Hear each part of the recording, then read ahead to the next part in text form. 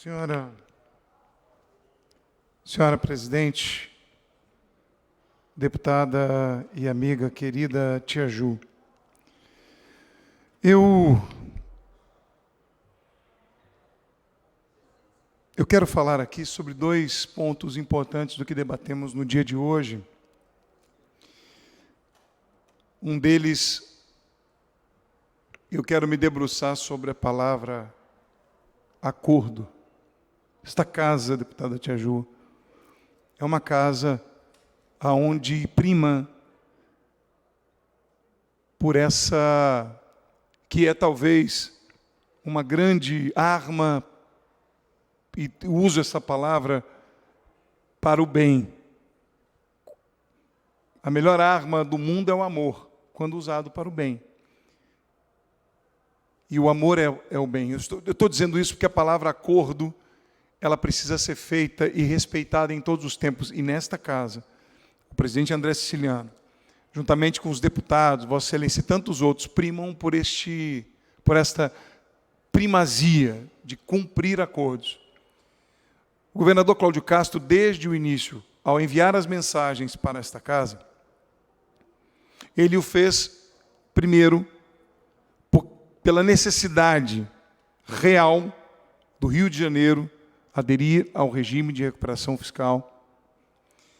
Essa adesão ela é necessária para que o Rio de Janeiro consiga cumprir os seus compromissos financeiros, faça um reequilíbrio fiscal e para que ele possa, durante a retomada econômica, nos próximos 15, 20 anos, levantar o Rio de Janeiro. Isso só se dá porque nós estamos cumprindo acordos. Eu escutei alguns parlamentares no campo da oposição, e absolutamente respeitoso que isso aconteça, contrários à adesão do Rio de Janeiro ao regime de recuperação fiscal. E eu quero dizer aqui, com muita tranquilidade, o porquê que o Rio de Janeiro precisa fazer essa adesão. Vou citar aqui uma reportagem que acabo de receber, deputado Tia Ju. Supremo Tribunal Federal intima Minas Gerais sobre adesão ao novo regime de recuperação fiscal. Segundo o ministro Barroso, o Estado poderá ter que pagar 26 bilhões de reais em um único desembolso. O governo de Minas Gerais recebeu uma intimação do Supremo Tribunal Federal sobre a adesão no novo regime de recuperação fiscal. Como o Estado ainda não entrou em acordo com a União, há um risco de cobrança de 26 bilhões de reais que devem ser pagos de uma só vez. Minas Gerais não está pagando a dívida pública porque está por liminar. O ministro Barroso disse: não há mais chance de Minas Gerais não pagar a dívida com força liminar. É hora de pagar a conta. E se não fizer a adesão do regime de recuperação fiscal, vai ter que pagar 26 bilhões de reais. Decisão última do Supremo Tribunal Federal. Então, este discurso de não vamos aderir, não ajuda o Rio de Janeiro. Porque não é real. Se nós não fizermos a adesão do regime de recuperação fiscal, nós não conseguiremos, deputada Tia Ju, pagar a reposição salarial que está proposta, que nem era compromisso do governador Cláudio Castro. Digo, o regime de recuperação fiscal, a adesão feita em 2017 a 2020, esta reposição proposta no projeto de lei de autoria do deputado André Siciliano, deputado Luiz Paulo e outros, feito hoje. Esta proposta do projeto de lei, que prevê a recomposição salarial de 2017 a 2020, era um compromisso do governo passado, que poderia ter sido feito o reajuste pelo IPCA e não fez. O governador Cláudio Castro não só propõe, através de acordo feito com o presidente André Siciliano, porque é querido, é bem querer, é desejo do governador fazer o pagamento do IPCA a partir de 2022 e pagar a reposição salarial. É desejo. Então, em acordo com o presidente dessa casa, com o protagonismo da Assembleia, o governador Cláudio Castro, então, tem um compromisso de sancionar o projeto que estamos votando. Então, eu queria chamar à responsabilidade aqueles que não defendem a adesão do Rio de Janeiro no regime de recuperação fiscal. Porque ao invés de nós termos uma capacidade real de pagar a reposição, de pagar o aumento, daqui a alguns meses, se nós não fizermos a adesão do regime de recuperação fiscal, nós seremos intimados a pagar a dívida e os servidores correrão um sério risco de não receber os seus salários tão merecidos. Essa é a verdade, não é o discurso, a invencionice. Isso é real, deputada Tia Ju. O que eu acabo de ler aqui, eu não estou inventando. Se Minas Gerais não fizer adesão do regime, vai ter que pagar a conta de um pacto federativo, de um pacto que eu até discordo, deputada Tia Ju, de uma dívida pública de quase 200 bilhões, que eu até divirjo, mas não tenho judicialmente condições de negá-la. Então é nestes termos, com responsabilidade, que o governador Cláudio Castro, sem subserviência, apresenta uma proposta de adesão ao regime de recuperação fiscal para colocar o Rio de Janeiro nos trilhos. Eu quero lembrar aqui, às senhoras e senhores, aos deputados, às vossas excelências, que o governador Cláudio Castro, um governador jovem, que era o vice-governador na chapa de Wilson Witzel, e que, em pouco menos de um ano, cumpre o seu papel como governador, realizando aquilo que nem os governadores que o antecederam fizeram, nem tampouco aquele que encabeçava a chapa fez.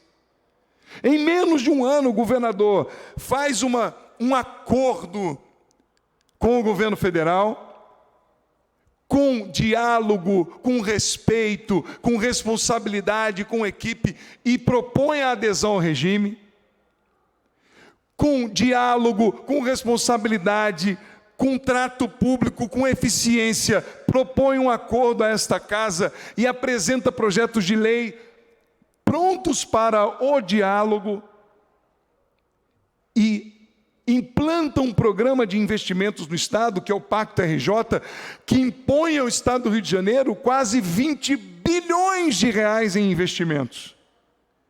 20 bilhões de reais em investimentos. E é neste caminho traçado por esse jovem governador, que poderia dizer, eu quero repetir isso várias vezes, e poderia dizer, deputado Tia Ju, eu não consigo fazer, mas não é minha culpa. Eu era o vice.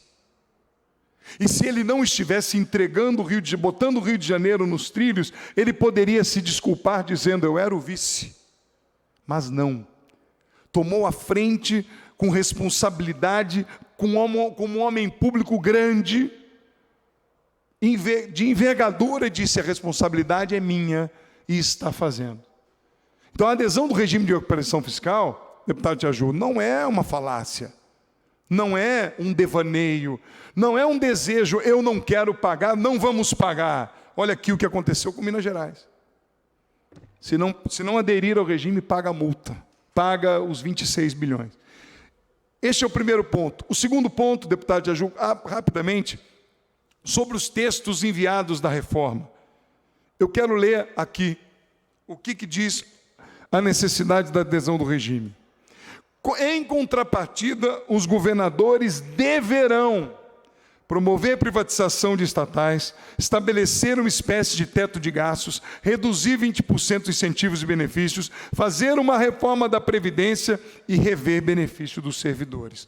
O governador Cláudio Castro envia para esta casa um projeto amplo, à luz do que pede o governo federal, duro, não divirjo do que diz a oposição, mas imediatamente, à luz da palavra acordo, submete ao parlamento dizendo: vamos ouvir o parlamento, vamos acolher as propostas daqueles que são da situação e da oposição, vamos ouvi-los.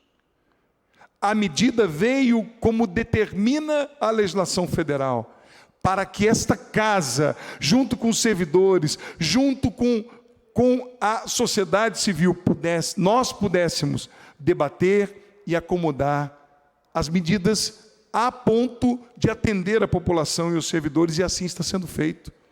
Vários acordos aqui já foram manifestamente publicizados. As emendas foram impostas nos projetos. Vamos debater em audiências públicas nesta próxima quinta-feira ou sexta. E eu quero dizer a Vossa Excelência que tem experiência comigo no parlamento já no 3º mandato. Quando foi, deputado Atiaju, que Vossa Excelência viu nesta casa 3 audiências públicas com o secretário de Fazenda em todas elas? 4 horas cada audiência pública, o secretário de Fazenda, o presidente do Rio Previdência e secretários de Planejamento sentados, 4 horas cada um ouvindo os servidores e o parlamento. Quando foi que nós ouvimos isso acontecer? Eu desafio a qualquer um, quando foi um governo que preparou, como fez a pedido do presidente André Siciliano, que é um republicano, é um democrata, que no momento em que ele faz os encaminhamentos para os discursos aqui, o governo, com respeito e deferência, se apresenta, se coloca à disposição, ouvindo, recebendo críticas muitas vezes duras, injustas. Deputado Rodrigo Amorim. Para concluir. Vou concluindo aqui. Quantas vezes eu e Vossa Excelência fomos até insultados? Olha aqui, tem um... Eu não sei, já fizeram um caixão, cartaz. Agora eu quero agora fazer uma brincadeira com Vossa Excelência. Eu não sei se o meu ou o seu bonequinho, qual ficou mais bonito. O seu não viu, mas já tem também. Já fizeram. O que eu quero dizer, essa brincadeira que não é brincadeira, deputado Atiaju, esta casa, o deputado Rodrigo Amorim é presidente da Comissão de Servidores, é o vice-líder de governo, não se furtou em debater e defender os servidores ouvindo as críticas. Eu sou presidente da CCJ. Em nenhum momento nós desrespeitamos o servidor, nós vamos fazer tudo para que os direitos sejam garantidos, deputado Eurico, tudo. Então eu vou abrir uma parte para o deputado Rodrigo Amorim e vou encerrar minha fala. Seja breve, porque o tempo já esgotou. Obrigado, senhora presidente. Dirigir ao meu líder de governo, deputado Márcio Pacheco. Em primeiro lugar, para